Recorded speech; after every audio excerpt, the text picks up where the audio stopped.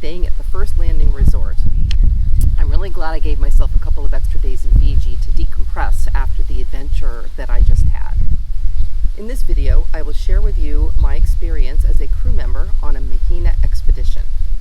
Mahina TRA is a 46-foot Hallberg Rassi sailboat owned by John and Amanda Neal.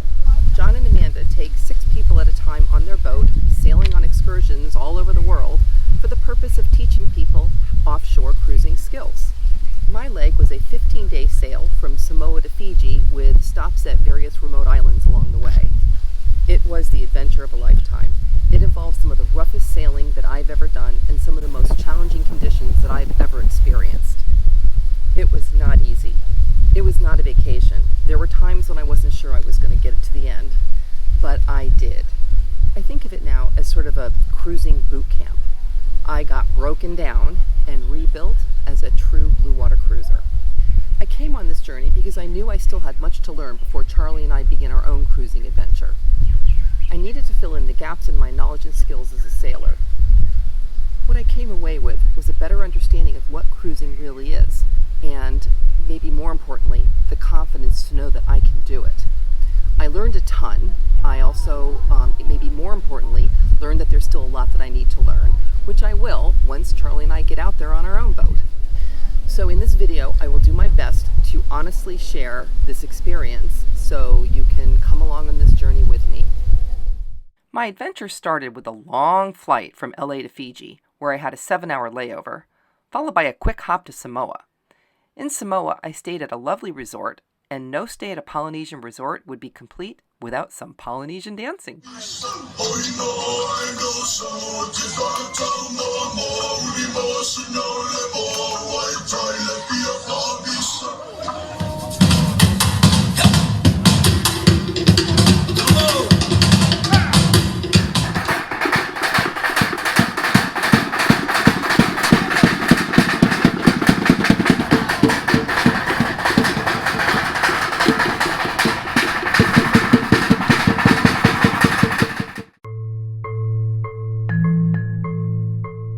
I arranged for a private tour of the island with a lovely young man named Alama. Alama drove me through gorgeous, lush villages in the island center.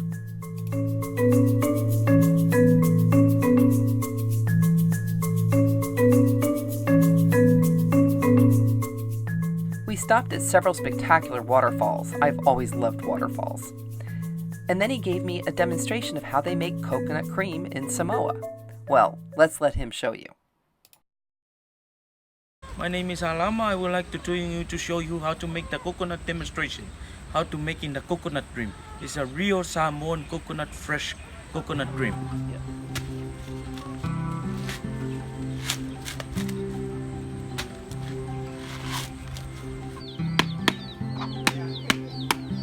Wow.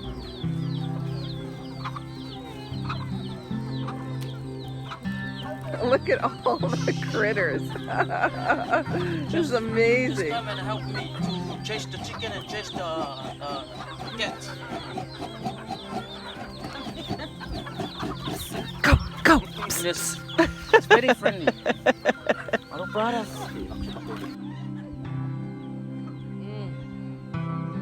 It's incredibly sweet and rich. Our next stop was the Tōsua Ocean Trench. Tōsua is an iconic Samoan spot featuring a giant hole in the ground joined with the ocean by an ancient lava tube. It's on a spectacular cliff over the ocean.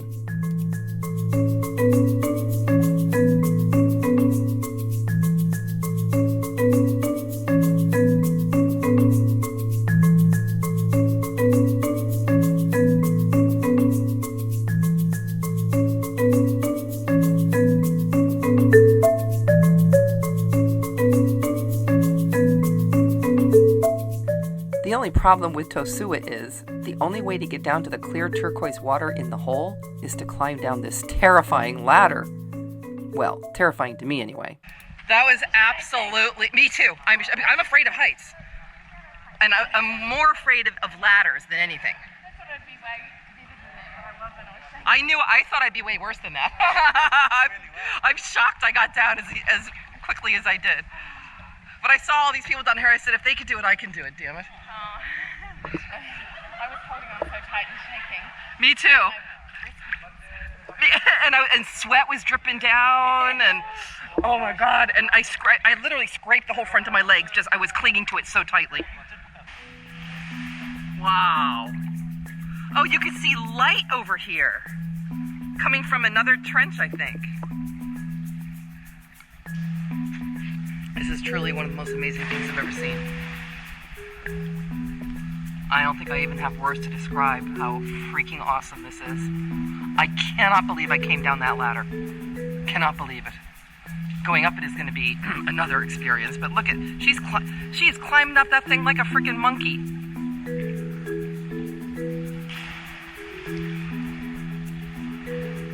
It's like being born.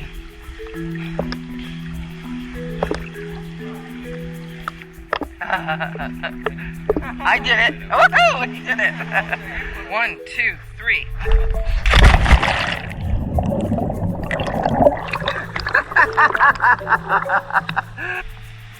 Someone who is terrified of heights and ladders to have done that.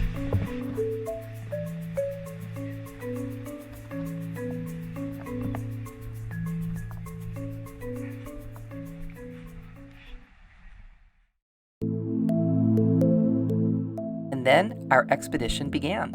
This was our planned route. We all met at the boat for introductions and a safety briefing. And then the next day, after Amanda showed us how to reef and rig the jacklines, we set sail for Wallis Island.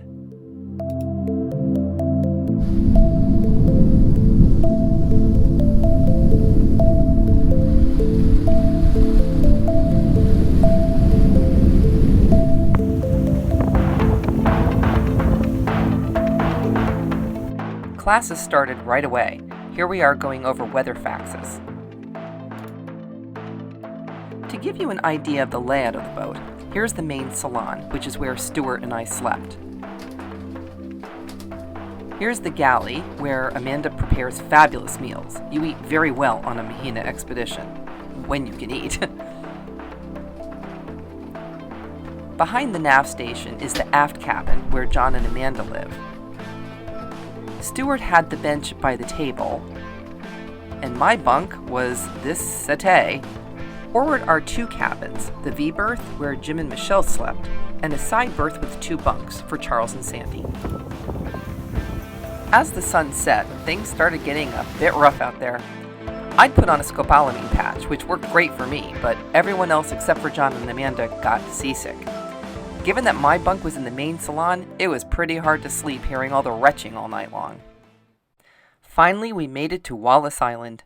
We dropped anchor at an uninhabited Motu, and were thrilled to dinghy over and get our feet on dry land.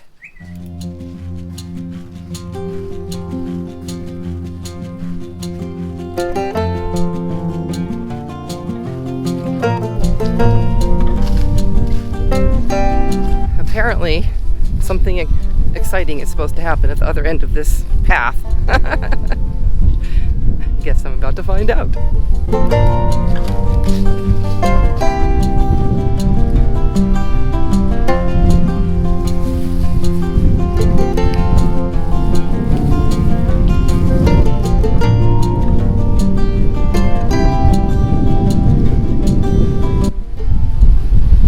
Truly spectacular. An uninhabited tropical island.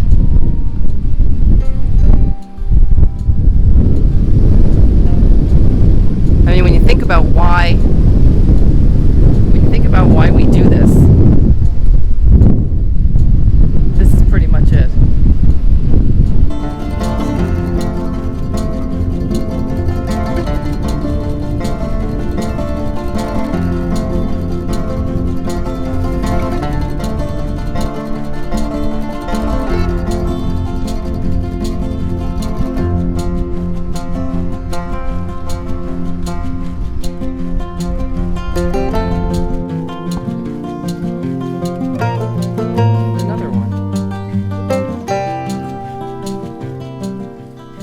Hiked that whole little island, enjoying the utter remoteness and natural beauty.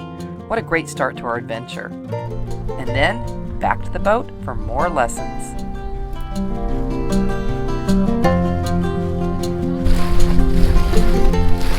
The next morning we raised anchor and motored over to Mata Utu, the capital of Wallis, on the main island. We all went ashore to explore and wound up at a gorgeous hotel with amazing views, where we had a delicious lunch. We also discovered one downside to being in the southern hemisphere: the huge spiders. I believe this is a huntsman spider. He was in the ladies' room, right next to the toilet.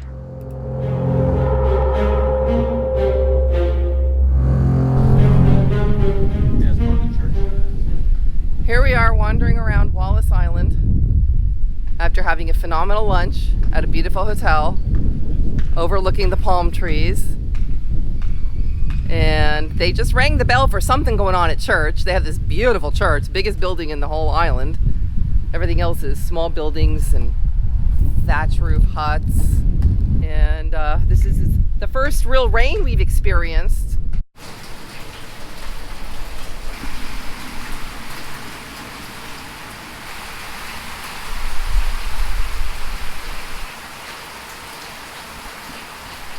John finally came with the dinghy and rescued us, and we were treated to yet another of Amanda's fabulous dinners on board.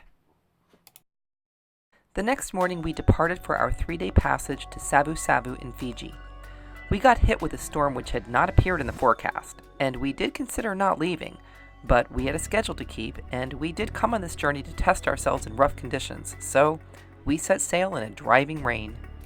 The rain did eventually let up, but the winds were averaging about 30 knots at this point, so Stuart quickly ran up to the mast to throw in another reef. Stuart was our quietest crew member, which led us to wonder, who exactly is Stuart? His name is Stuart. He's from Melbourne, Australia. We think That's he's what he says. he's a wanted person, but we're not sure. Came on board with huge Escaped from the fire. like cash. Escaped from the fire department. They're still looking for him. Is it true? That's why he doesn't want screen credit. I don't know. I'm here. I said my mother was sick, and I had to take these 2 weeks off. Sick to work. My grandma died. I gotta go take care of stuff. My grandma died. I See need on time off. YouTube. Right, you know Oh, it's I Stuart. didn't know your mother was Fijian. They're having a destination funeral.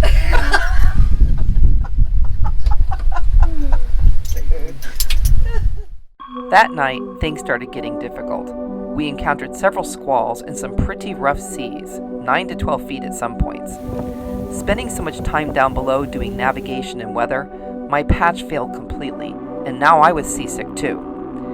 I hit my low point right before my midnight watch, when I didn't think I could even make it to the cockpit. But everyone's got to do their watch, so I pulled it together. Good morning.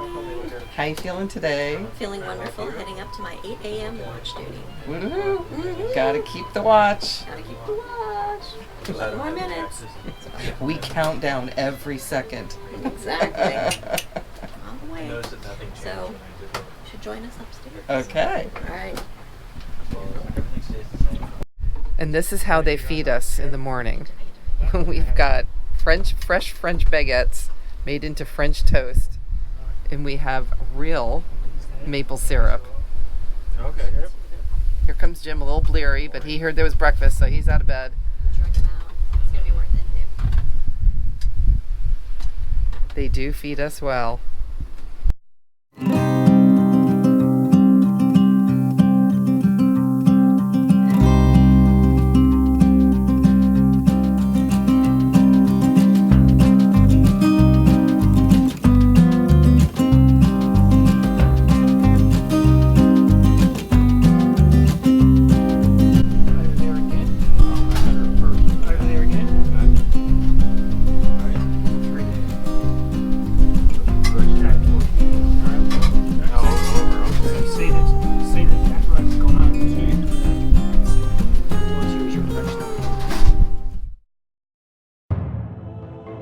It was about 2 in the morning, and I was just coming off my watch when we heard a scary noise from above.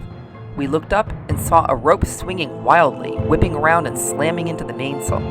Apparently a turnbuckle had snapped on a shroud. This was bad. I was convinced it was going to rip right through the mainsail and shred it. But John and Amanda swung into action and had Amanda up on that mast in minutes, with Stuart holding on tight. We were rocking so violently that she was swinging wildly herself, but she managed to lash it down. Here you can see where it snapped, and once we got to Savu Savu, they found someone to weld it together, and Amanda went back up on the mast to do the repair. Okay, this is what Amanda was doing at 2 o'clock in the morning in 9-foot swells. Now we are currently at the dock, so the boat's not moving. So imagine her doing this 2 o'clock in the morning in 9 to 12-foot seas. This is the most badass woman I have ever met in my life.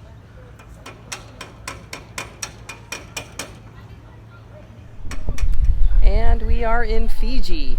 We made it.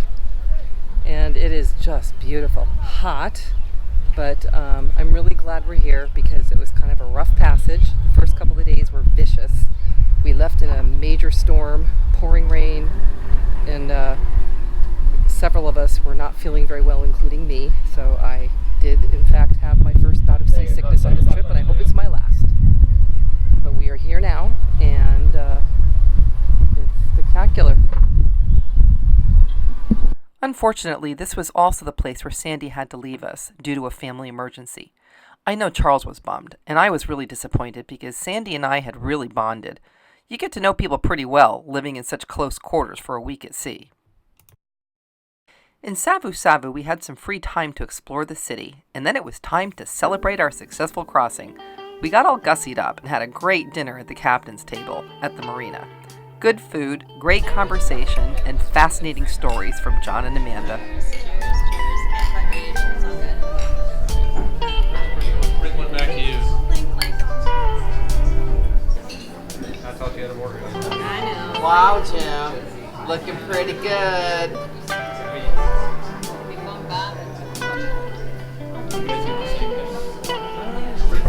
You got a fish completely different. Thai fish?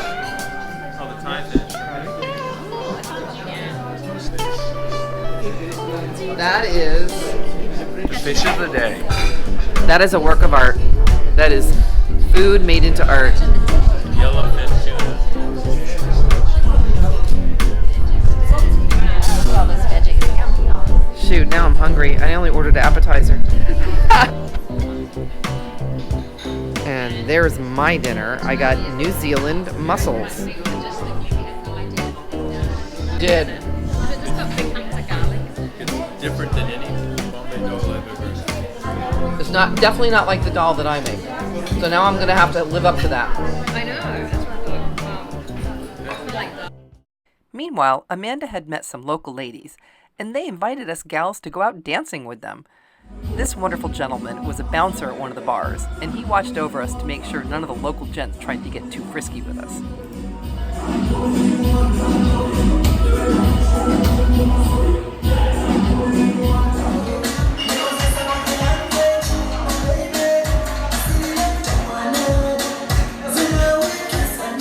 The next day we explored the outdoor market, where I loaded up on spices and vegetables for our special dinner.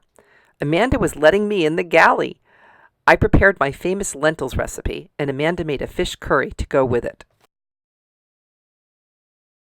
A short cab ride away from the marina is the world-class Cousteau resort, where we quickly fitted up in rental gear and were whisked out to two absolutely stunning dive sites.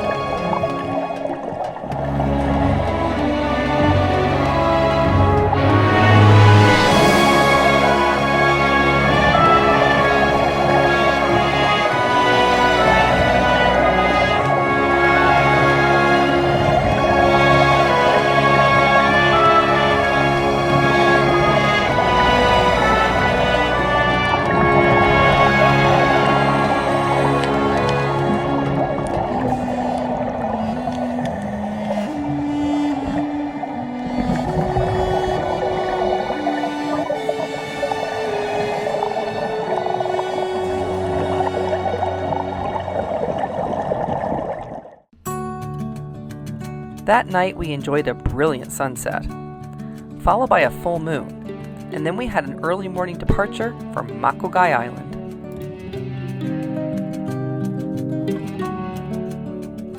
At this point we were only doing day sails, which made for much better moods, as we all got a decent amount of sleep. On the way to Makogai, we took a kind of a shortcut through a reef system, going through a passage called Save Attack, which is aptly named as it saved us from having to tack. It also put us over some reefs filled with biting fish, and we caught one on our lure. It was a Fijian walu.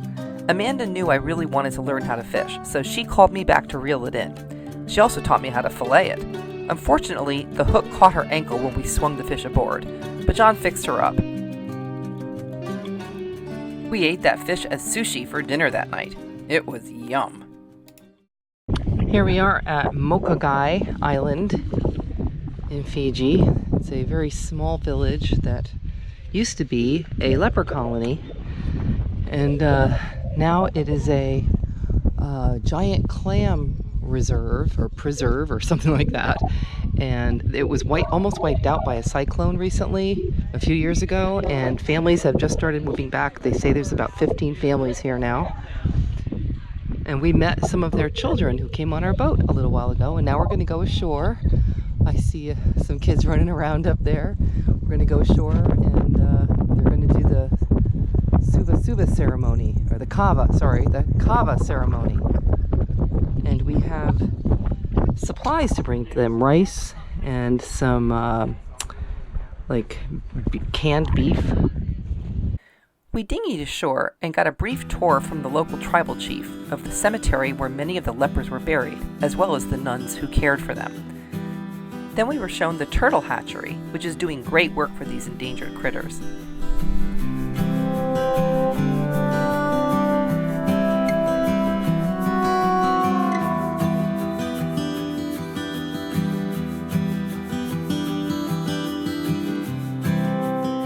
And then on to the giant clam pens. These clams are going to end up like 3 or 4 feet across. Right now they're about 4 inches. This one looks to be about 6 inches. And we saw these all over the ocean floor out there. The tribal elder, the chief, I guess, and we have to ask permission to do anything on their island, swim, hike. We met him yesterday. We gave him some kava, and tonight we'll be having the kava ceremony, and some of the children will be dancing for us. So we're just now getting permission to do our morning hike. That building is one of 2 buildings on the island that survived Cyclone Winston 3 years ago. There is the other one. Everything else on this island is brand new. The peak up there used to be covered with trees, but after the cyclone came on here, it landed with 300 km/h winds, and it just wiped out all the trees up there and basically everything else on the island.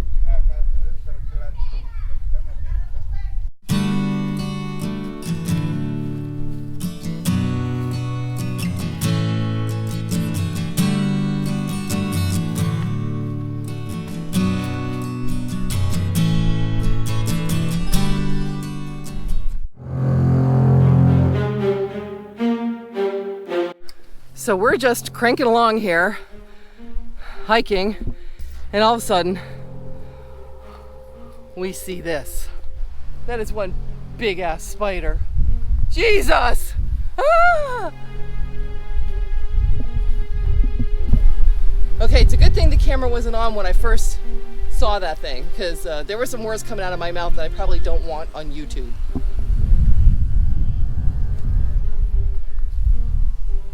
That thing is as big as my hand. Look at that baby. We got another one. And look, he's got a friend down here at the end sharing the web, but that thing is gigantic. Look how close all the web is together. Oh, I wonder God. if he's eating that other spider. I think so. Unless it's like a mating thing. I'm not sure I want to know. And now we're on the other side of the island after an hour-and-a-half hike with giant spiders. And we are in the school, the Makogai Primary School.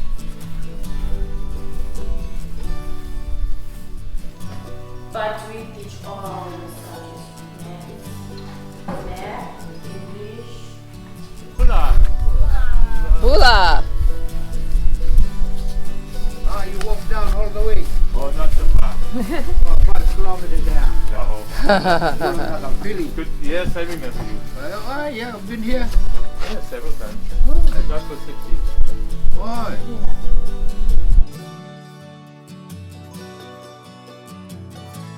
Walking under this thing is not pleasant.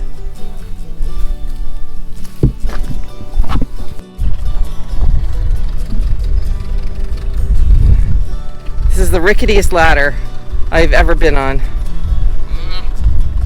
You grew up playing in barns. She didn't grow up playing You can tell she's a city girl. in hay barns. No, I just don't like ladders. Backside. We all have our phobias, and ladders is mine.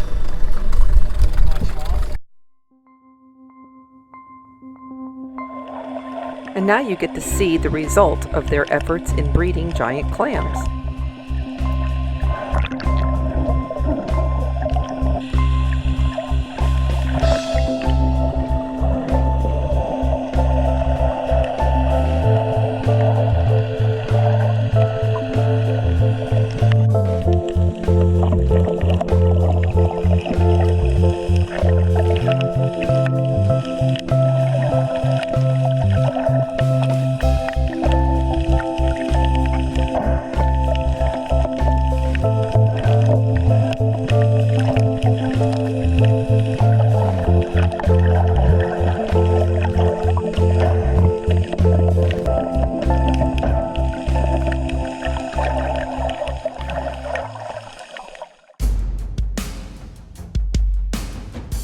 So if you haven't figured out by now, yes, I'm afraid of heights. But this adventure is all about pushing your limits and getting outside your comfort zone to see what you really can do. I almost said no, but I gritted my teeth and said yes. I was petrified, but I did it. For me, this was one of my biggest accomplishments on this whole expedition. I went all the way to the top. The view was incredible. I couldn't hear much though, through the pounding of my heart, but at least now I know I can get up there.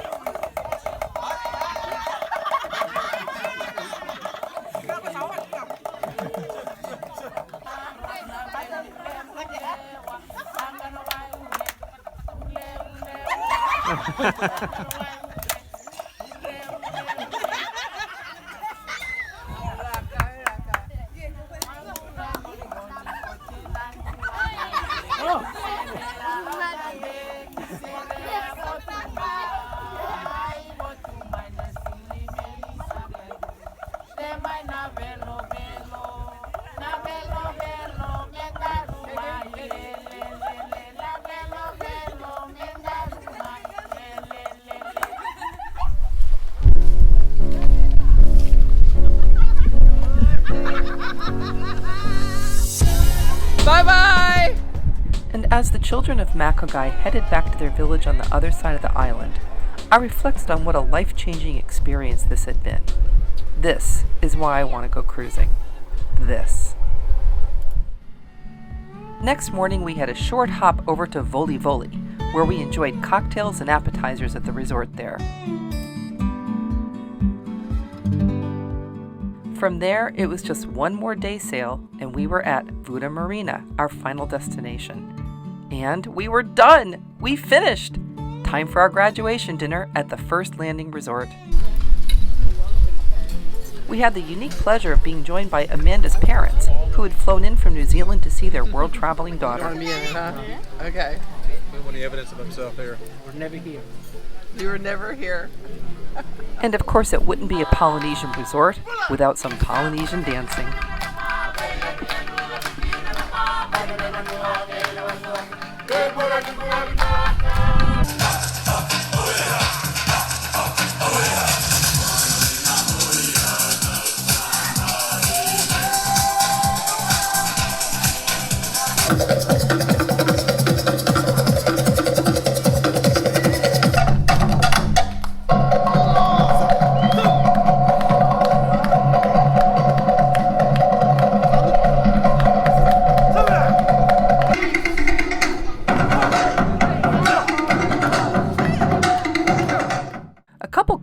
With our new Fijian friends, and that's it.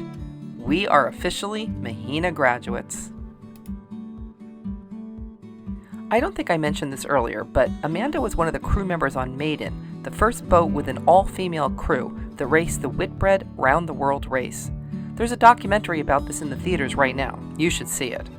On our last night, we were treated to a private screening where we got to hear all the inside scoop that's not in the movie. And then it was over. I spent 2 more nights at the resort, decompressing and processing all that I'd learned. And now we're living on our own boat, and we leave in less than a month. Keep watching for more videos as we begin our own expedition. Thanks for watching.